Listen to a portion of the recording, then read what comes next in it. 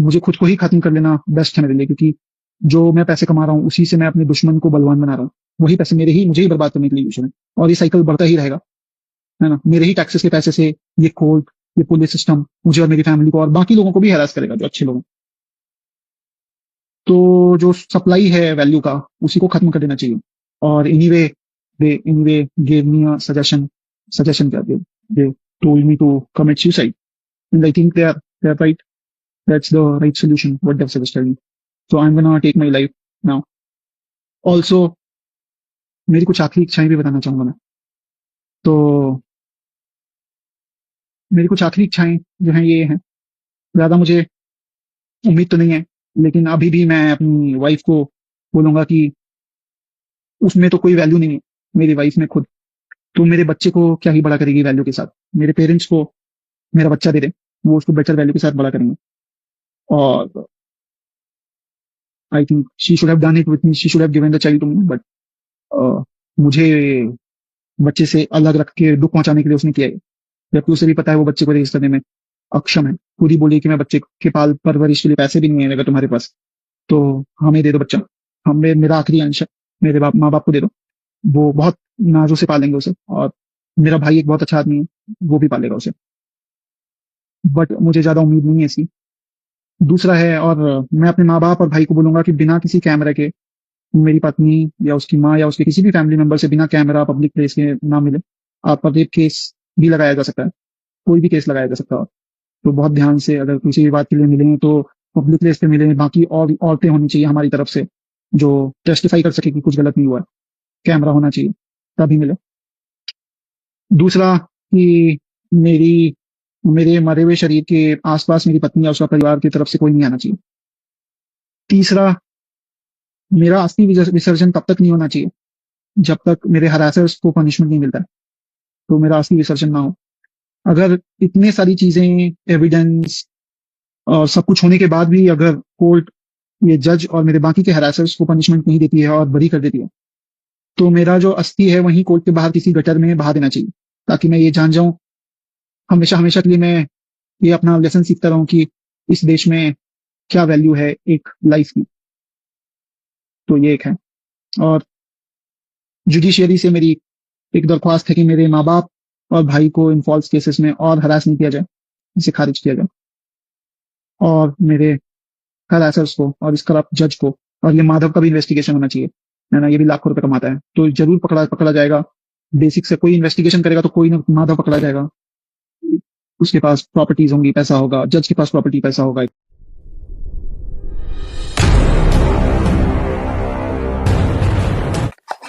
Man helpline एक ऐसा नाम जो कहते हैं कि आजकल महिलाओं की मदद तो सब करते हैं, लेकिन पुरुषों की मदद करने के लिए आप आगे खड़े रहते हैं।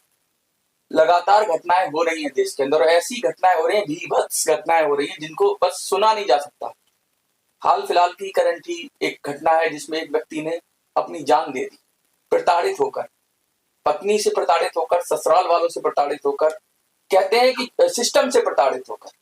और पूरा सिस्टम उस बात पे एकदम सन्न है कि ऐसा हो कैसे गया कि कोई आदमी अपनी जान दे दे, और जान देने के बाद ये कह रहा है कि मेरी अस्थियां, अगर मुझे न्याय ना मिले, जस्टिस ड्यू, मतलब न्याय अभी भी बाकी है।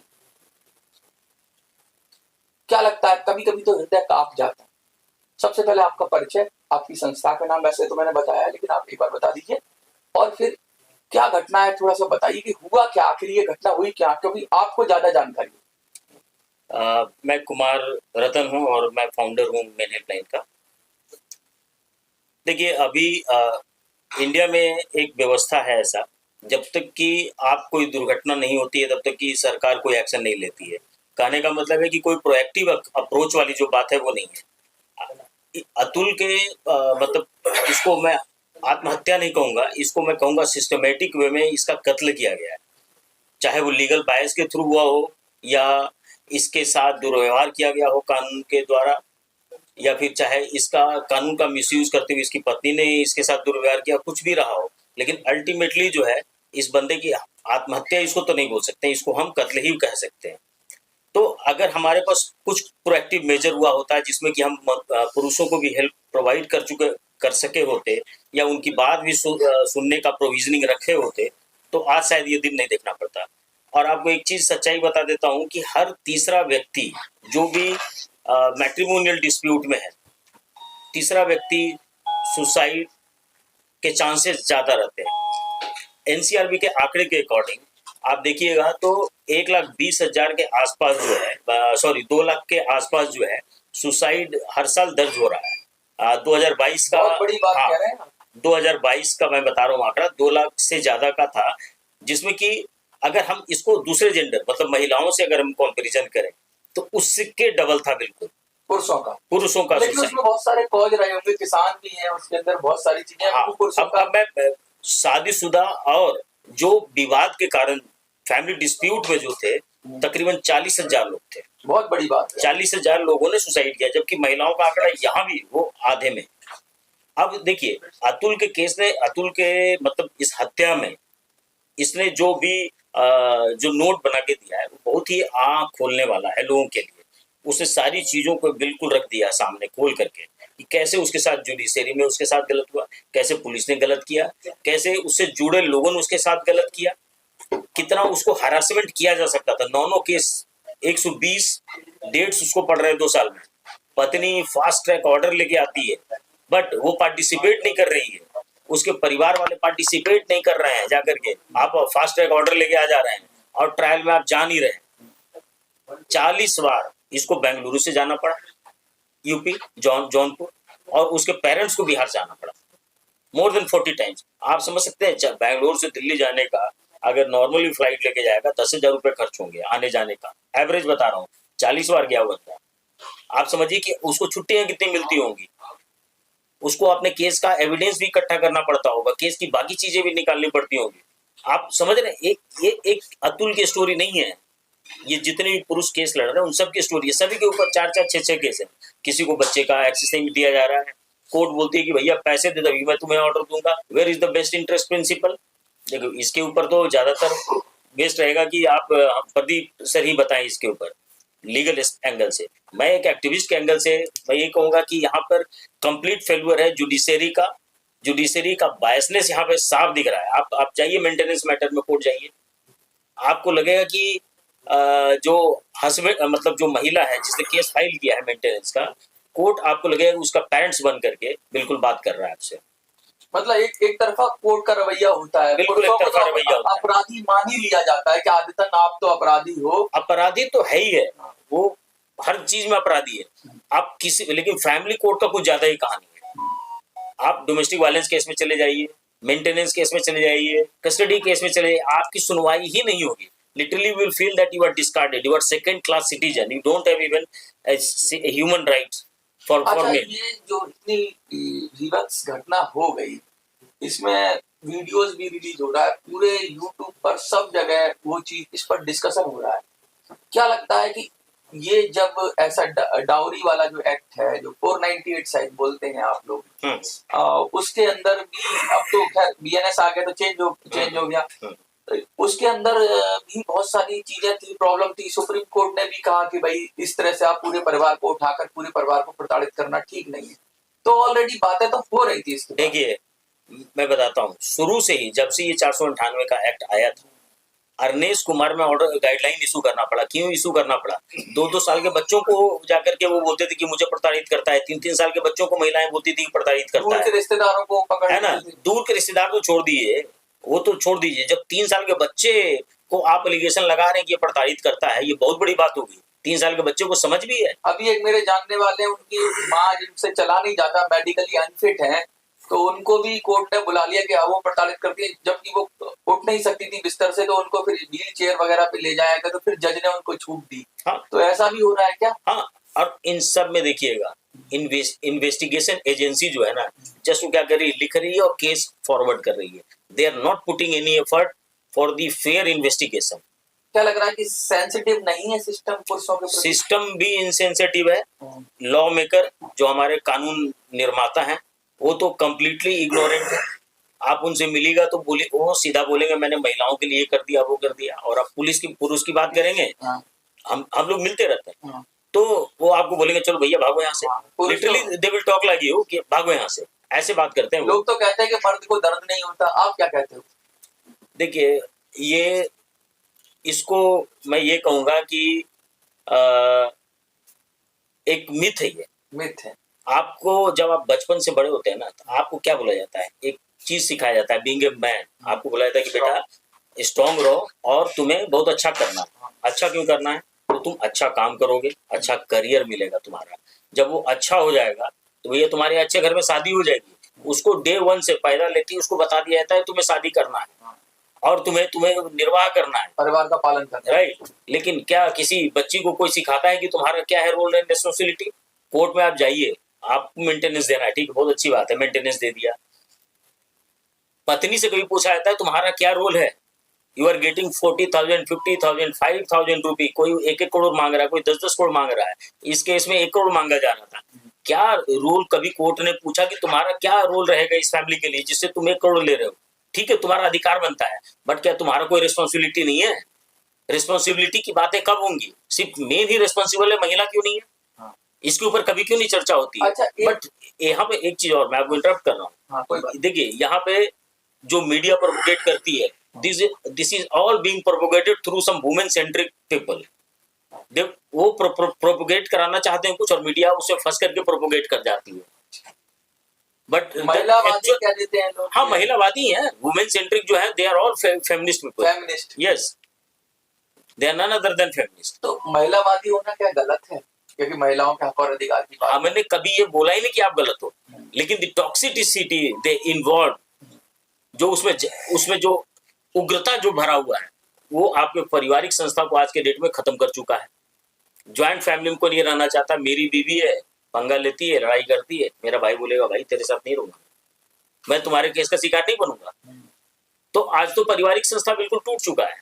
सब लोग डरे हुए हैं। बूढ़े माता पिता भी बोल रहे हैं बेटा तू अलग रह ले। और ये भी अखबारों में निकाल देते कि संपत्ति से बेदखल कर दिया। हाँ, क्योंकि क्या करे वो? What option has left? आप तो एडवोकेट हैं, इस सब को कैसे देखते हैं आप? क्या लगता है क्या होना चाहिए? देखिए, सिस्टम में मैं सभी तरह के केसेस देखता हूँ और मैंने ये देखा कि बोलते रहिए। हस्बैंड साइड से जब हस्बैंड एक अपना केस लेके जाता है कोर्ट में या हस्बैंड उसमें डिफेंडेंट होता है, तो कोर्ट का इनसेंसिटिव नजरिया होता है काफी। और सबसे पहले जरूरी है जुडिशियल ऑफिसर्स को ट्रेनिंग हो कि बीइंग सेंसिटिव एंड बैलेंस्ड, जो कि वो नहीं है।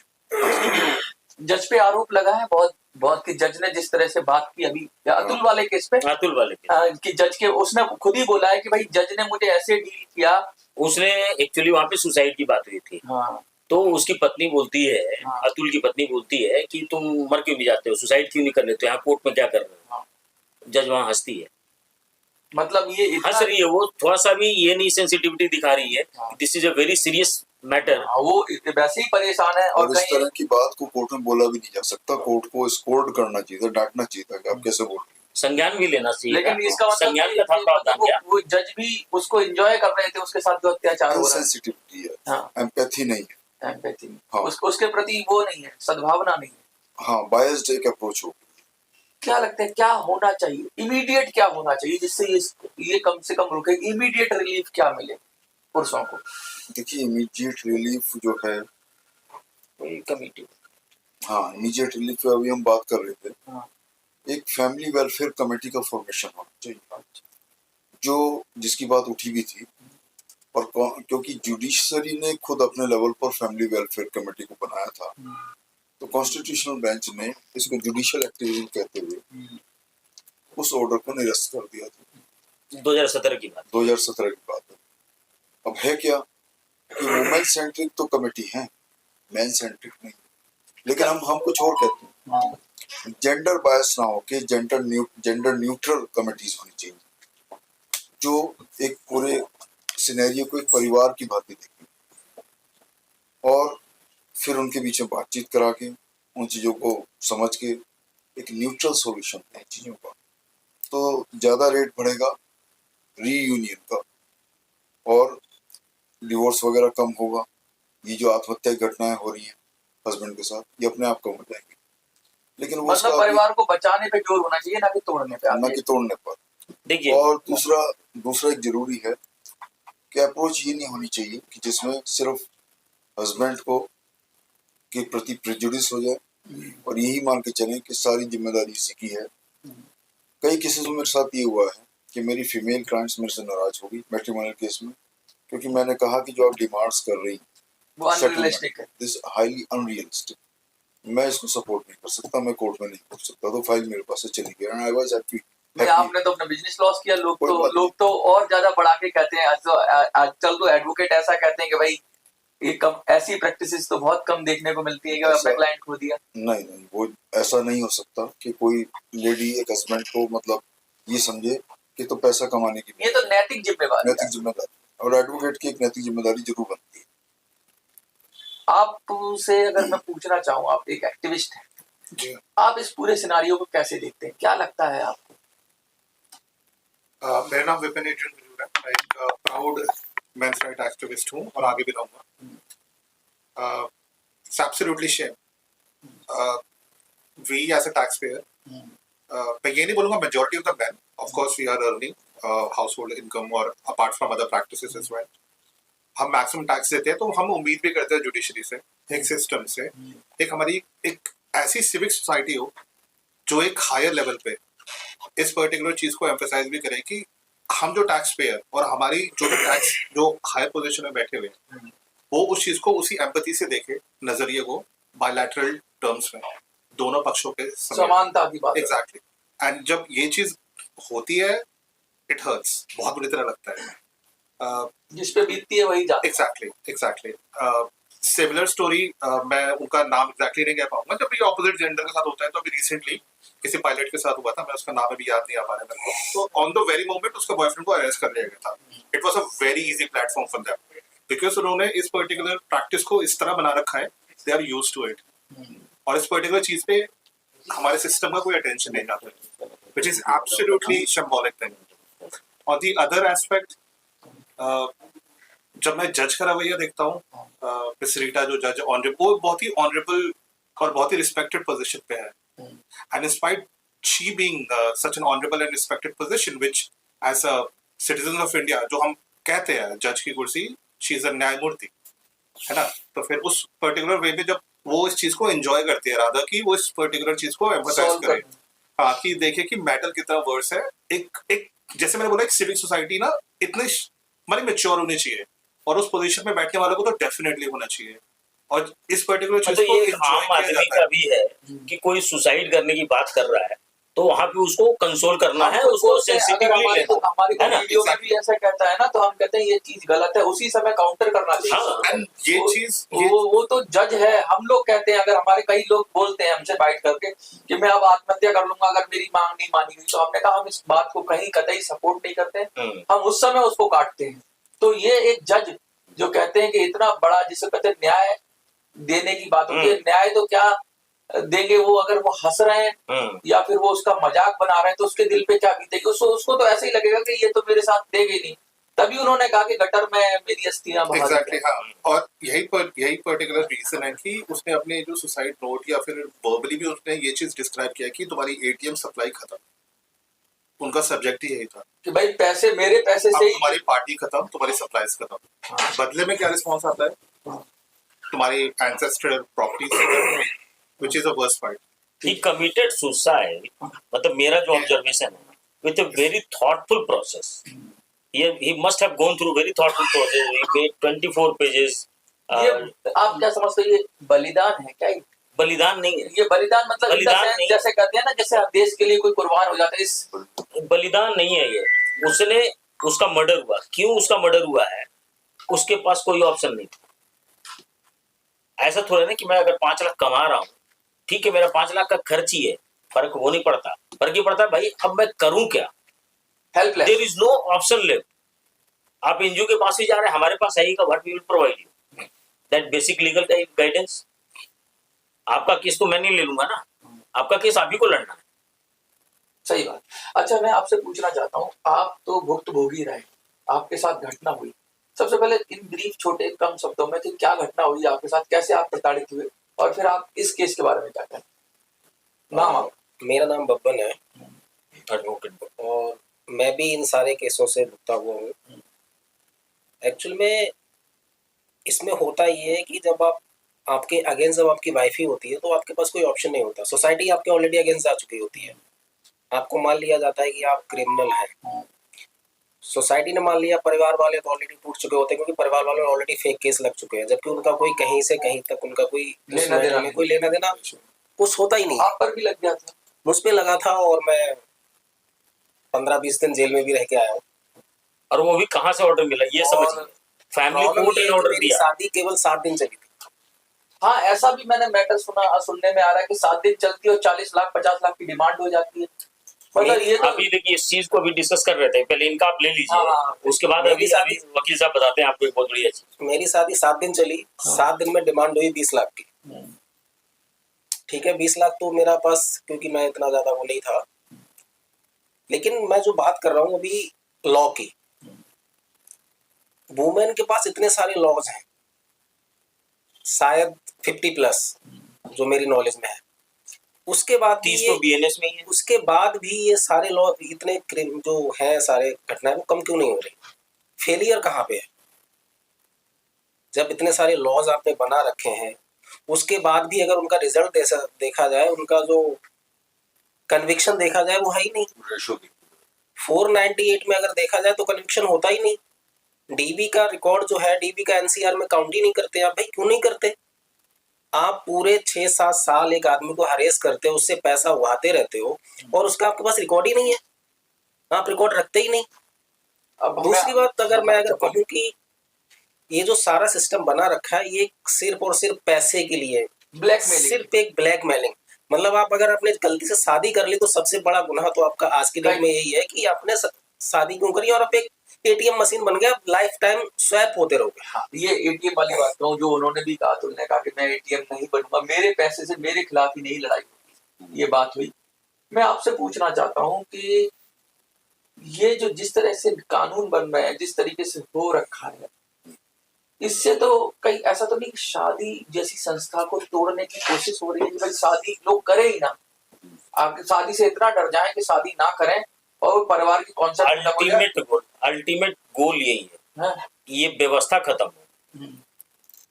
क्योंकि जो मोटिव है, अगर आप बोलते हैं परिवार में अगर 10 लोग हैं, आप बोलिए कि एक बंदे को पूरा पावर दे दीजिए, you are the whole sole thing, and बाकी 9 लोगों को आप बोलिए तुम लोग एक साइड हो, क्या ये फैमिली चल पाएगा? नहीं चल पाएगा। It should be balanced, it should be based on mutual respect, it should be based on mutual understanding as well. कहाँ रह गया? आप एक तरफ बोल रहे हैं कि 46 आई एम हैविंग, दूसरा तरफ बंदा जो है बोल रहा है भैया मेरे पास तो कुछ भी नहीं है। How it will run? ये नहीं। आप कुछ कहना चाह रहे हैं? एग्जैक्टली, मैं इन्हीं के बात को थोड़ा रिफ्रेश करना चाहूंगा।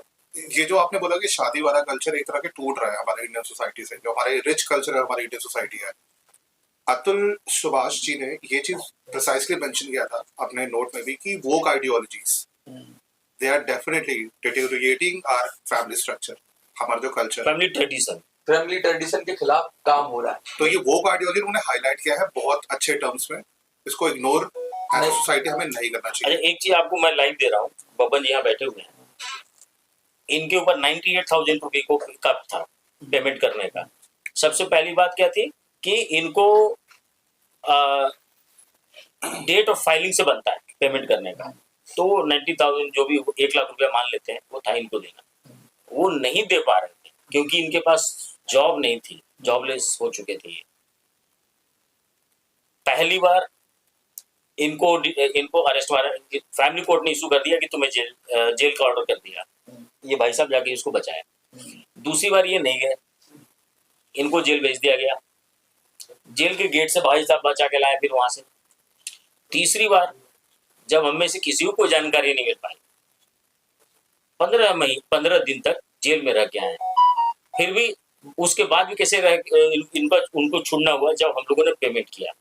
इनके पास पैसे नहीं थे देने के लिए, तो हम सब ने उधारी चंदा आपस में करके इनको बोला कि भैया yes, being an NGO, being a friend, आप जो कर लीजिए, हम लोग तो दोस्त ही हो गए, आप हमारे से 5 साल कनेक्टेड हो, we are a friend, this is the whole system working and 7 दिन के लिए। तो अभी ये चीज वकील साहब से मैं डिस्कस कर रहा था कि वकील साहब आप बताइए, 7 घंटे की भी शादी चल रही है, उसमें भी उसको उतने ही पैसे देने हैं, 7 दिन में भी उतने ही देने हैं, 7 साल में उतने ही देने हैं, 70 साल में उतने ही देने हैं, क्या ये सही है? तो अभी इनका आप व्यू पॉइंट समझिए। हाँ, आप कुछ कहना चाहिए, कंक्लूड करिए इसको, कह के आप कंक्लूड करिए। देखिए, मेंटेनेंस भी एक बहुत बड़ा हरासमेंट है हस्बैंड का। वाइफ काम कर रही है, फिर भी उस पर मेंटेनेंस बन जाता है हस्बैंड के ऊपर, ये कहते हुए कि इसका स्टेटस इतना ही होना चाहिए जितना शादी के दौरान था। और कोर्ट कई बार ये नहीं दिखती कि he is not earning, husband is not earning, वो कुछ नहीं कमा रहा। कोर्ट का बड़ा ही इनसेंसिटिव एटीट्यूड होता है और वो मेंटेनेंस बांध देती है और एक्सोर्बिटेंट बांध देती है कई बार। तो सिर्फ उस महिला को एक बायस्ड एटीट्यूड होते हुए सिर्फ उसको हेल्प करना है। बेग बोरो स्टील, कोर्ट ने एक और ऑर्डर भी दिया था, क्या? बेग बोरो स्टील मेंटेनेंस के बैक लिए। बार और स्टिक कहीं से भी ला। अभी मैं एक यूट्यूब क्लिप देख रहा क्या था, फांसी लगाए या अपने किडनी बेचे या क्या करे? अभी मैं एक यूट्यूब क्लिप देख रहा था जिसमें जज साहब कहते हैं कि आप मेंटेनेंस का पैसा दो तब हम बच्चे की कस्टडी का इशू देखेंगे। रोकड़ा रोकड़ा रोकड़ा रोकड़ा दो। अब ये बताइए कि कानून में कहाँ लिखा है कि बच्चे की कस्टडी मेंटेनेंस से रिलेटेड है? ये तो एक तरह की ब्लैकमेलिंग हो। ब्लैकमेलिंग बेस इंटरेस्ट के फॉर्मूला पर कस्टडी होती है ना, पैसे पे थोड़ी ना होती है। Paramount interest of the child, वो एक मेन कंसर्न होता है बच्चे की। आप अब क्या कहना चाहते हो, अगर आप समराइज करो इसको? देखिए, सबसे पहले तो जो है ना, हाँ, ये प्रोविजन होना चाहिए जो 7 दिन और 7 घंटे का है ना, पहले तो ये प्रोविजन यहाँ पे करेक्ट होना चाहिए। नेहा वर्सेस यूनियन, नेहा के केस में सुप्रीम कोर्ट ने बहुत लंबा चौड़ा गाइडलाइन दे दिया, बट उसमें ये नहीं बताया कि भैया इनका बाइफर्केशन क्यों नहीं किया। आपने हस्बैंड का इनकम एक्सपेंडिचर हर चीज मांग लिया, जमीन जायदाद हर चीज मांग लिया। महिलाएं गलत फाइलिंग करती हैं, आप कभी ऑब्जेक्शन करते हैं क्या? अभी 3 दिन पहले की बात है, सुप्रीम कोर्ट ने बोला कि ये तो फर्स्ट केस था 498 का। बिलीव कीजिए, ऐसा ऑब्जर्वेशन मल्टीपल हाई कोर्ट ने किया है, मल्टीपल टाइम सुप्रीम कोर्ट ने भी किया है, बट एक बार भी सो मोटो संज्ञान नहीं लिया। क्या सुप्रीम कोर्ट आज के डेट में इतना कमजोर हो रखा है कि वो कोई स्टेप नहीं ले सकता है? बहुत एक सुप्रीम कोर्ट को इतना संवेदनशील मुद्दा हो रखा है, डबल सुसाइड हो रहा है। इंडिया सबसे हाइयर रेट है सर सुसाइड में, वर्ल्ड में सबसे ज्यादा सुसाइड इंडिया में हो रहा है। उसके बाद भी there is no suicide prevention, there is no recognition of even men's right as a right, there is no recognition. लेकिन एक चीज मैं supreme court highly insensitive. Supreme court की प्रेज करना चाहूंगा। एक बहुत बड़ा ट्रेंड चेंज हुआ है ट्रांसफर पटिशंस में, जहां पर वो सिर्फ वुमन की बात सुन के, वाइफ की बात सुन के इमीडिएट ट्रांसफर नहीं कर रही। अब वो टाइम चला। अच्छा, पहले बता। हाँ, पहले करती थी। तो सुप्रीम कोर्ट ने अपना व्यू, मतलब कुछ ना कुछ तो लोग अपने आप से, कानून तो है लेकिन खुद अपने आप से संज्ञान लेकर, जैसे कि अब गिरफ्तारी तुरंत नहीं हो रही है, बहुत सारी चीजें अब इसकी ड्रॉबैक्स आ रहे हैं जिसको रोकने के लिए। ये परकोलेट करना चाहिए नीचे तक, जुडिशरी जो ग्राउंड जुडिशरी वहां तक, या फिर नया कानून कोई आना चाहिए जो रिफाइंड होना चाहिए, जो बहुत ज्यादा रिफाइंड।